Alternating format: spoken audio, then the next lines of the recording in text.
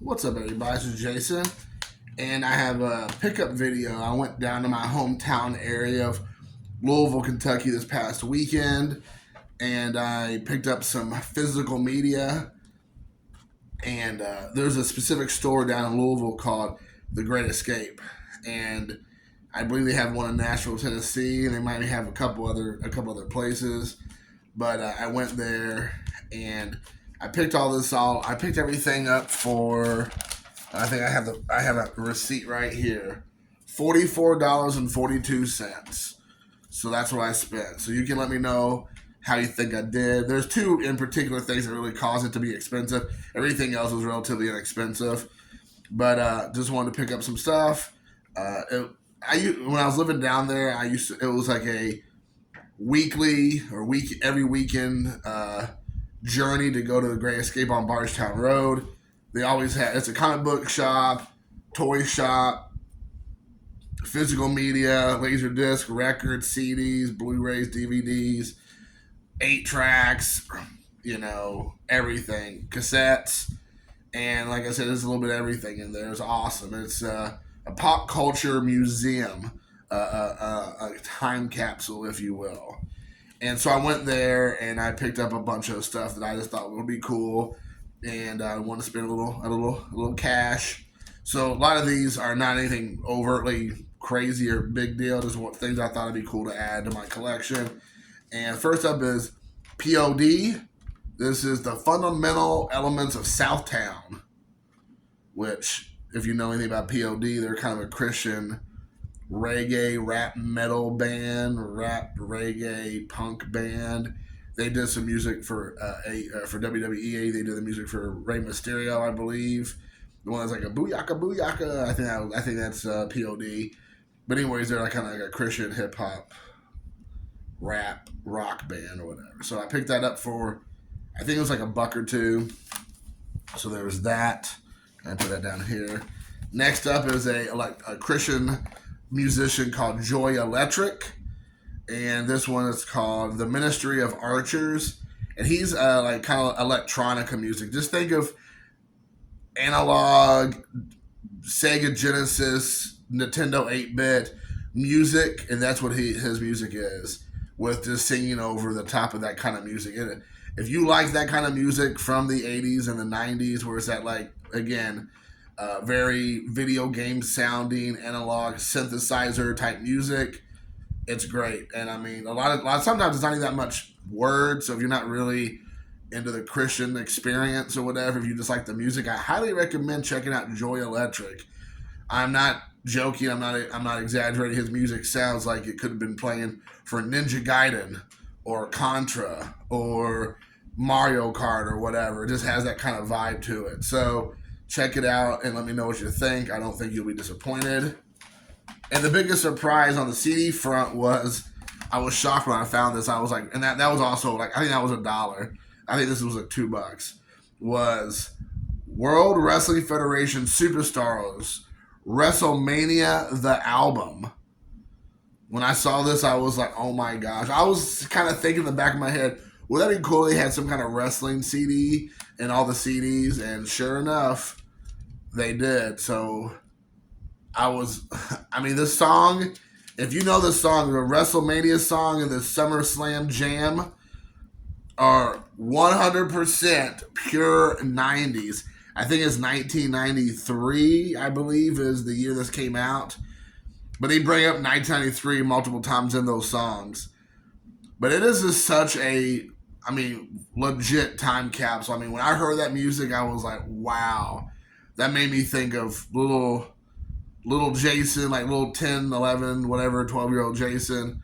Because that music was being played everywhere during WrestleMania and SummerSlam. And it's all the guys, all the wrestlers that were the big name wrestlers of the time, doing like their little, like, they're trying to do their like kind of rapidy hip hop sound, but a lot of them just doing they're just speaking. They're just kind of sing-songing their words to try to sound like they're rapping. But you have USA by Hacksaw Jim Duggan, Nasty Boys Stomp by the Nasty Boys, Never Been a Right Time to Say Goodbye by Bret the Hitman Hart, That's a mouthful. The Man in Black Undertaker. Oh my gosh, this Undertaker one is pure gold. Because at that time, Undertaker was barely talking during this time. I mean, he had just started really wrestling, like I think a year or two prior. And his whole thing was like he's like a zombie dead man gimmick. And I mean, he was just like pretty much like rest in peace, like, and he's over here talking about body slams or slam this, and you're just like, wow, it's pretty cringe as the kids like to say, but that's a classic. Then you have Speaking from the Heart, Randy Macho Man Savage. Now Macho Man is the only one which you can expect because he kind of he tried to do some singing in his post wrestling career that doesn't come off as too ridiculous or schlocky. So his is okay, but again, I think he's King Macho at this time, and he's trying to sound like a good guy, but the King Macho character is a bad guy. He's a villain. He's a heel, but he's trying to come off as like being positive on the record. And then you have Tatanka, Native American by Tatanka, and that one's interesting because they kept saying Tatanka, Buffalo, Tatanka, Buffalo. They're just trying to find like one Native American level connection to Tatanka. So they're like, we're going to do Buffalo. Everybody knows what a buffalo is.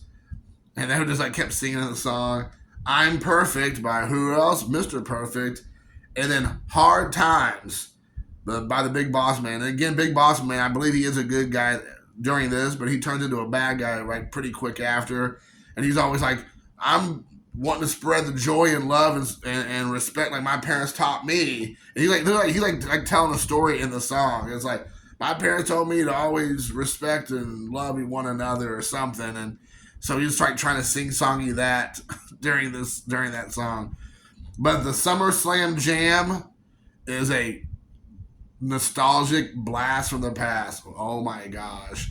And they take excerpts from each one of these songs that these guys sing and then add it into the SummerSlam Jam. So they like, piece it together to make it kind of like a full 3-minute song. So there's that. All right, next up is and everything, all the prices on these, I already took the tags off the other ones, is the right price. I got Escape Plan. I've been watching one of the guys, I actually Mark from Kentucky turned me on. Is like, I think it says like Movies Never Say Die, I think is the name of the YouTube channel. And I've been going back to the guy's archives and watching a lot of his stuff, and he does the top 10 movies of Stallone, the top 10 movies of Arnold Schwarzenegger, the top 10 movies of Van Damme. And I seen this once before, and it's been so long, I kind of forgot. So again, getting it with a slipcover for $2. I was like, you know what? I'll put it in my collection. I don't have it, so let's go ahead and grab it. So I grabbed Escape Plan, which again, a Blu-ray with a slip for $3 with 2 legends. I love it. And the one cool thing that this place does is on all their price tags, they put when they took in the item. So this came in on November 5th of 2021. So that's been sitting there for 3 years. And I love that about this place because a lot of times will do like mega sales there. And they'll say like, they'll go through all their old stuff and like mark it down like 99 cents to try to move it. So it's good to know. The next one was a sealed copy. And I don't think there's any special features on here, but I get all 3 movies of the Chuck Norris collection, the Delta Force, Missing in Action, and Missing in Action 2. And again, for $5, sealed, never opened. I'm assuming this is going to be a good watch. I hope they're in decent Blu-ray look. I mean, that's all I'm really looking for is a good transfer. So hopefully it turns out to be okay. But I don't have any of these movies, I don't believe, and these are all from, if I'm not mistaken, Canon Films. So I'm a big Canon movie film fan, and a lot of their movies, as you can expect, are kind of hit and miss on Blu-ray. So I will take this if I can. Next up is another one. I talk about Jean-Claude Van Damme. The guy, I can't remember his real name, but he was doing the show I was telling you about, the Movies Never Say Die that Mark told me about. Mark from Kentucky, by the way. Is Pound of Flesh. And I think this was like his number one Jean-Claude Van Damme movie, like underrated movie. Because almost everybody knows like all his main ones, like Hard Target and Lionheart and Bloodsport, Kickboxer, Universal Soldier, Street Fighter. Even though that's not a good movie, I mean it's fun because of nostalgic reasons, but it's not a good movie for him. He looked like he was coked out in that movie. But supposedly this is really good, so I want to watch it again for $2, $3. I'm gonna pick it up, give it a shot. If it's great, it stays in the collection. If it sucks, I'm gonna go after that guy. Another one which I thought was cool. I had the DVD, and I thought, you know what? I'm gonna pick this up because it's on Blu-ray, and it has a slipcover, which is really cool. And now I just realized the slipcover is like kind of coming apart. The glue is, so I had to put it back. It is Color Out of Space. Color Out of Space. Yeah, H.P. Lovecraft's Color Out of Space. Nick Cage doing Nick Cage crazy stuff. Apparently it was on Shudder. Maybe I don't know if it's a Shudder exclusive or not. I'm not for sure. I need to put some glue or something in there. It's like coming apart. But anyways, so this is the Blu-ray. I don't even know if I even looked and see if... it has an insert in here. Cool. About the 30-day free trial for Shudder. So I watched the DVD way back when. I think this has Tommy Chong in it. You need to be on drugs probably to really appreciate this movie the way they want it. But it's super weird. I'm trying to think if there's anybody else in this movie that... There's a Native American lady, I think, in here. Or maybe it's a man. I can't remember that. I recognize that name. It's Kuranika Kilcher. I'm sure I slaughtered that. But anyway, so yeah. And then Tommy Chong. So yeah, Tommy's in there. Oh, Tommy Chong. So there you go, guys. There's that one. So that was kind of cool that I did not have. A magnificent beast of a film, stimulatingly, simultaneously foreboding and haunting. So yes, very, very cool, that slipcover. Oh, got throw it on the ground. So they're the two that I picked up, the two last ones. If you know anything about me, I'm a big wrestling fan, especially AEW is like my main wrestling promotion I like to watch. I'll watch WWE from time to time, but I don't follow it religiously. And if you know anything about AEW also, is their pay-per-views are super hard to get on physical media. I don't even know if they do Blu-rays. They probably do. But the DVDs or Blu-rays are about near impossible to get like on the secondary market. Because one, it's a much smaller promotion, and you have so much tribalism. So many people like hate on AEW. That there's not probably a lot of people that are WWE people who don't even know AEW. If they do know, but they're not spending their money buying their pay-per-views on secondary markets and stuff, or going to the website and buying it, which is the main reason, the most obvious way to get it. So when I saw this down there, I think this is their very first Double or Nothing. I think this is their very first pay-per-view. And it's right here. I got it for $10, which again, if I remember correctly, when I look on eBay, these usually go from or $20, $30 or more, even used. So to get it for $10, I'll do it. And so I'm super excited. A lot of these people are not longer even with AEW. Some of these people aren't even wrestling hardly that anymore. Strong Hearts, that's from Japan. I don't think they're around anymore. Kylie Ray, MIA. Awesome Kong, retired. Jack Evans, I'm not for sure, but he's gone. A bunch of Japanese girls that are still around. Most of them are AEW people. The Cody Rhodes and Dustin Rhodes one is amazing. That's the one that really put him on the map, I believe. Chris Jericho versus Kenny Omega is a huge one. And the Lucha Bros versus the Young Bucks. That's a huge one, too. And then they have the buy-in show, and they have a bunch of, like a Hangman Adam Page, Sammy Guevara when he's first being pretty brought out to everybody. John Moxley doing the Paradigm Shift interview, which is like what really set them apart. And then you even have Bret the Hitman Hart introducing the title, the AEW wrestling belt. So there you go. So that's pretty exciting for $10. And then last is, I don't even know if I can pronounce this correctly. It's a I believe this is a a spaghetti western. I've never heard of it before, but if we're getting it for $10, and it's from Arrow Video. It's by Carlo Lazzani, who did Wake Up and Kill, The Hills Run Red. He's the director of this. I think there's another. There's a double. There's a. That's I'm sorry. It's the.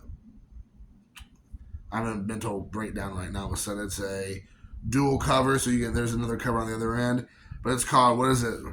Requisite Kent. Sorry, it doesn't make sense. I guess it's an English word. It doesn't make sense to me. But anyways, it says here that it has a soundtrack from Riz Otolani, who did Day of Anger and a Cannibal Holocaust. And it says this ranks as one of the finest spaghetti westerns. Alex Cox named in one of the film's most proven Italian western was not solely Sergio Leone's.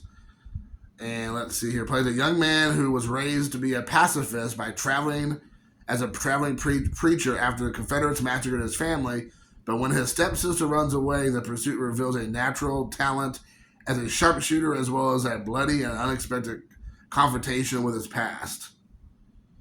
And it says, joining Castle are an impressive array of performers, including Mark Damon from Black Sabbath and the Fallen House of Usher, as a sadistic aristocrat villain, Franco City, who's in The Godfather, as his henchman, the great Italian filmmaker Pier Paolo Pasolini from Salo, in a rare acting role as a revolutionary priest. And then it has a ton of special features, which I'll just show on the back if you want to take a look. And then this was $10. So it has the booklet, and it has both discs. Reversible art, that's what I was trying to think of. See, when I saw that name of this movie, it threw me off. It made me so scared. I was like so worried I wasn't going to be able to pronounce it, which I didn't. And I couldn't think of what I wanted to say, which is reversible artwork. But it does. So that's that. So that's the other $10 item. So guys, that is it. I hope you all enjoyed the video. It was 17 minutes, probably too long. It should have been more like 10, but I get going, as you all know. Hope you all enjoyed the video, and let me know below. You think $40-something was that a good deal? Did I get completely hosed? Was that a terrible deal? I look forward to your all's information and your thoughts below. Have you seen these movies? Or anybody an AEW fan? Anybody a Canon film fan? Anybody else a wrestling CD collector like myself? I'm looking forward to hearing it below. Until next time, peace. Maybe peace. Maybe not. It's not letting me do peace. No, there's no peace.